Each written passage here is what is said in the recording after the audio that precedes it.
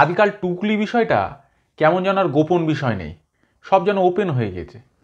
সেদিন নিউজে দেখছি একটা ছাত্রের বাবা বলছে, আমার ছেলে টুকতে গিয়েছে তাই স্যার ধরলেন, যদি কাউন্সিলরের ছেলে হতো তাহলে আর উনি দেখতে পেতেন না। এখন টুকলিটা কেমন যেন ডাকাতির পর্যায়ে পৌঁছে গেছে। মানে ছাত্রের বাবাও বলছে আমার ছেলেকে টুকলি করতে দিতে হবে, এরকম একটা ব্যাপার। কিন্তু আগের সময় বাবা তো দূরের কথা, পাড়ার কেউ যদি ঘুণাক্ষরেও জানতে পারত এই গোপন কর্মের কথা তাহলে খবর ছিল। আমাদের সময় টুকলি ছিল একটা আর্ট। পরীক্ষার ঠিক 1 মাস আগে যখন মধ্যম মানের স্টুডেন্টরা সারা বছর যারা পড়াশোনা করেনি তারা পড়াশোনা শুরু করত, ঠিক তখনই পরিশ্রমী টুকলিবাজরা গুছিয়ে টুকলি করা শুরু করত। পরীক্ষাতে টুকলি করা যদি একটা যুদ্ধ হয়, তবে সেই যুদ্ধে আমাদের ক্লাসের মহারানা প্রতাপ ছিল ধীরেন পাল। সারা বছর স্কুলের ঘন্টা পড়ে যাওয়ার পর প্রেয়ার মিস করে যাওয়া ধীরেনের পরীক্ষার ওপর ছিল অগাধ একাগ্রতা। পরীক্ষার নির্ধারিত সময়ের 45 মিনিট আগে বসে জল টল ছিটিয়ে পুজো টুজো দিয়ে কাজ শুরু করত ধীরেন। শুধু ধূপকাঠি আর বাতাসার যে অভাব। একবার ধীরেনকে জিজ্ঞাসা করেছিলাম, কোন ঠাকুরের পুজো করিস? বলে বিশ্বকর্মার। আমি বলেছিলাম বিদ্যার দেবী তো সরস্বতী। বলে এটা এক ধরনের শিল্প তো, তাই সবটা সরস্বতীর এখতিয়ারে পড়ে না। পরীক্ষার হলে টুকলি করা স্টাইলেও প্রত্যেকেই স্বতন্ত্রতার ছাপ রাখত। কেউ ছিল পেন্সিল বক্স স্পেশালিস্ট, এদের চিরকুট থাকতো পেন্সিল বক্সের ভিতরে। পেন্সিল বক্স এমন অ্যাঙ্গেলে সামান্য খোলা যে স্যার যেখান দিয়ে রাউন্ড দিচ্ছে সেখান দিয়ে পেন্সিল বক্সের ভেতর পর্যন্ত দৃষ্টি পৌঁছানো সম্ভব না।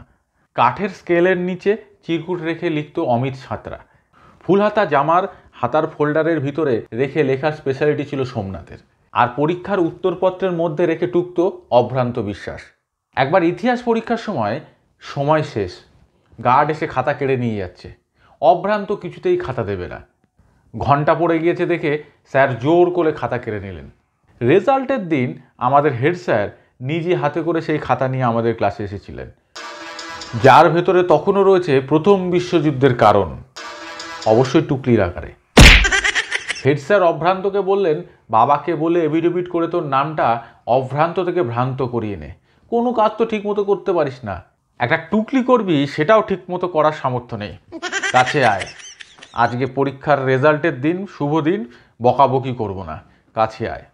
অভ্রান্ত কাছে পৌঁছাতেই উত্তম মধ্যম দিলেন স্যার। কিন্তু সেদিন কথা রেখেছিলেন স্যার, 20-30 খানা চুল তুলে ফেললেও আর বকাবকি করেননি সেদিন। রোল নম্বর অনুযায়ী সৌম্যকান্তি রথিনের সিট পড়ত ঠিক স্যারের সামনে, অর্থাৎ ফার্স্ট বেঞ্চে।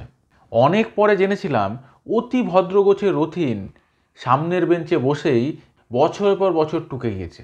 আর সব থেকে আশ্চর্য বিষয়, ক্লাস 12 পর্যন্ত রথিনকে কেউ কোনোদিন বলেনি এই ওটা কি লুকালি রে। তবে সবার ভাগ্য রথিনের মতো ভালো ছিল না। জগবন্ধুর চেহারা ছিল একদম ডাকাতের মতো। ফলে বার্নিশ করা গায়ের রং, মোটা জোড়া ভুরু আর কঠিন চলে জগবন্ধুর পক্ষে নকল করা ছিল সব থেকে কঠিন। স্যার পরিচিত কিংবা অপরিচিত যেই হন না কেন, পরীক্ষার শুরুতেই তারা জগবন্ধুকে সন্দেহের তালিকায় জুড়ে নিতেন। অবশ্য জগবন্ধু এমন কিছু সন্দেহ না করার মতো ছেলে ছিল না। তবে এসব থেকে বাঁচতে জগবন্ধু দারুণ কিছু কৌশল অবলম্বন করত। পরীক্ষার 10 মিনিটের মধ্যে গার্ড দেখছে জগবন্ধু হাতের তেলু দেখছে আর লিখছে, হাতের তেলুতে কি যেন দেখছে আর লিখছে। এক্সামিনারের এমন সাফল্য যেন খেলার 5 মিনিটের মধ্যে পেনাল্টি পাওয়ার মতো। তিনি চিতার মতো ক্ষিপ্র গতিতে জগবন্ধুকে পাকড়াও করলেন। হাতে কি? কিছু না তো স্যার। হাত খোল। যথারীতি হাত খুলতে দেখা গেল কিচ্ছুটি নেই। এর 20 মিনিটের মধ্যে এক্সামিনার আরও একবার জগবন্ধুকে কোশ্চেন পেপারের নিচে কিছু দেখে টুকছে ভেবে ধরতে গিয়ে ব্যর্থ হলেন। এর পরপরই জলের বোতলের আড়ালে টুকলি রাখা ভেবে সার্চ করে কিচ্ছু না পেয়ে সম্পূর্ণ মুছড়ে পড়লেন। জগবন্ধু জানতো এরপরে সে যদি বই খুলেও লেখে, এক্সামিনার দূর থেকে ভাববে শালা গিয়ে আবার বোকা হতে হবে। ব্যাটা নিজে থেকেই লেখে আর শুধু শুধু এটা ওটা তুলে দেখে লেখার ভনিতা করে, হাত যাচ্ছে না ওটাকে। তখন টুকলি এক্সপার্ট যেমন ছিল, তেমন ছিলেন টুকলি ধরার এক্সপার্ট শিক্ষকও। আপনারা যদি চান সেই নিয়েও একটা ভিডিও পাবে। তবে আজ যখন দেখি অমুক স্কুলে টুকলিতে বাধা দেওয়ায় স্কুল ঘেরাও, তমুক স্কুলের শিক্ষকের মাথা ফাটালো ছাত্র। আজ যেন ছাত্র শিক্ষক সম্পর্ক একদম তলানিতে গিয়ে ঠেকেছে। আর এজন্য কোনো এক পক্ষকে দোষে লাভ নেই, দায় উভয়েরই। চ্যানেলে নতুন হলে সাবস্ক্রাইব করে বেল আইকন অ্যাক্টিভ করে নেবেন।